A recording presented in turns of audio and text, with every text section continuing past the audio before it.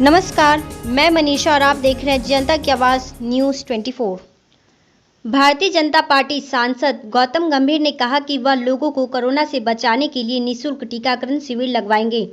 उनका यह बयान दिल्ली सरकार के औषधि नियंत्रक द्वारा दिल्ली हाईकोर्ट को यह सूचित करने के कुछ घंटे के बाद आया कि गंभीर की संस्था को अनधिकृत तरीके से फेविफ्लू दवा का भंडार करने और उसे कोविड-19 मरीजों के बीच वितरित करने का दोषी पाया गया है। इससे पहले दिन में गंभीर ने अपने ट्वीट में स्वतंत्रता सेनानी भगत सिंह को उद्धृत करते हुए लिखा, मैं इंसान हूं और मानवता को प्रभावित करने वाली चीजें मुझे प्रभावित करती है। सरदार भगत सिंह।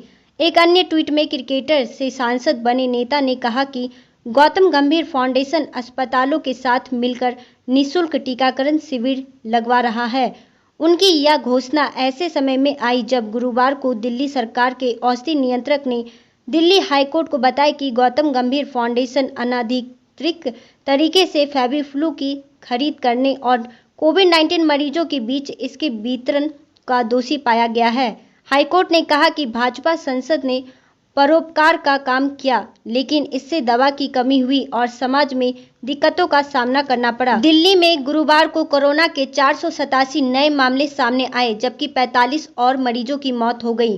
राजधानी में पिछले 2.5 महीने के दौरान संक्रमण के नए मामलों की यह संख्या सबसे कम है। वहीं शहर में संक्रमण की दर 0.61% रह गई है। दिल्ली के स्वास्थ्य विभाग ने एक बुलेट जारी कर यह जानकारी दी। यह लगातार चौथा दिन है जब राजधानी में संक्रमण की दर 1% से कम दर्ज की गई है। दिल्ली में 11 अप्रैल के बाद पहली बार एक दिन में कोविड-19 से मरने वाले लोगों की संख्या 50 से कम रही है।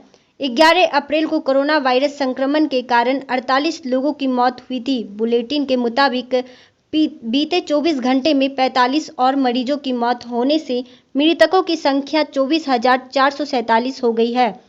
बता दें कि इससे पहले 16 और 17 मार्च को दिल्ली में संक्रमण के नए मामलों की संख्या में क्रमशः 425 और 536 रही थी। नए बुलेटिन के अनुसार गुरुवार को 487 नए मामले सामने आने के साथ संक्रमण दर 0.61% रह गई है। अप्रैल के अंतिम सप्ताह में राजधानी में संक्रमण की दर 36% पर पहुंच गई थी, जो कि अब घटकर 1% से भी नीचे आ गई है।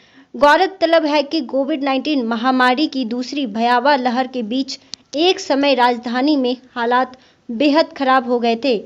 अस्पतालों में बेड्स और ऑक्सीजन की भारी कमी हो रही थी, जिसके कारण कई लोगों की मौत भी हुई थी। दिल्ली में 20 अप्रैल को कोरोना वायरस संक्रमण के रिकॉर्ड 28,000 से अधिक नए मामले सामने आए थे, जबकि 3 मई को इस महामारी के कारण एक दिन में सर्वाधिक 448 लोगों की मौत हुई थी। पिछले कुछ दिनों से हालात धीरे धीरे सुधर रहे हैं और संक्रमण की दैनिक मामलों में लगातार कमी देखी जा रही है। देश में कोरोना संक्रमण से राहत का दौर जारी है। शुक्रवार को एक बार फिर से बीते 24 घंटे में 1,32,000 नए केस मिले हैं।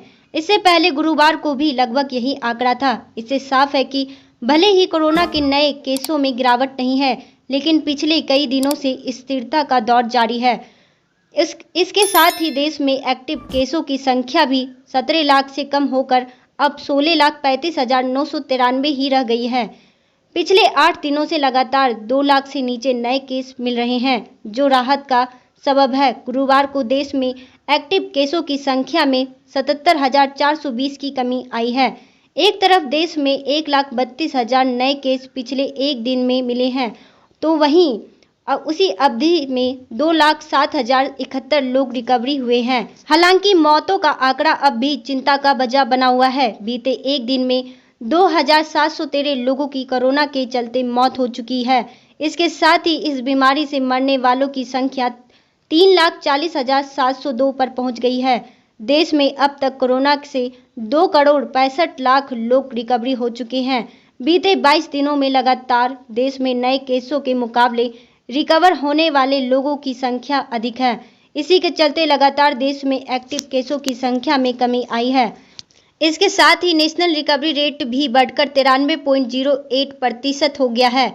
वहीं वीकली पॉजिटिविटी रेट अब 7.27% ही रह गया है। डेली पॉजिटिविटी रेट की बात करें तो यह 6.38% ही रह गया है। पिछले 11 दिनों में लगातार यह 10% से कम बना हुआ है। इसी बीच टीकाकरण का आंकड़ा भी तेजी से बढ़ रहा है। देश में अब तक 22 करोड़ 41 लाख कोरोना टीके लग चुके हैं। देश में कई राज्यों और केंद्र शासित प्रदेशों में कोरोना संकट से निपटने के लिए लागू पाबंदियों के चलते लगातार नए केसों में गिरावट देखने को मिल रही है। इसके अलावा टीकाकरण के अभियान में तेजी से भी हालात सुधरे हैं।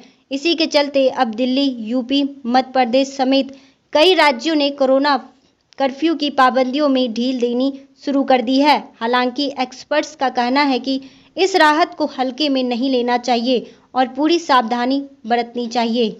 और आज के लिए बस इतना ही। ऐसे ही खबरों से जुड़े रहने के लिए जनता की आवाज़ न्यूज़ 24 पर बने रहें।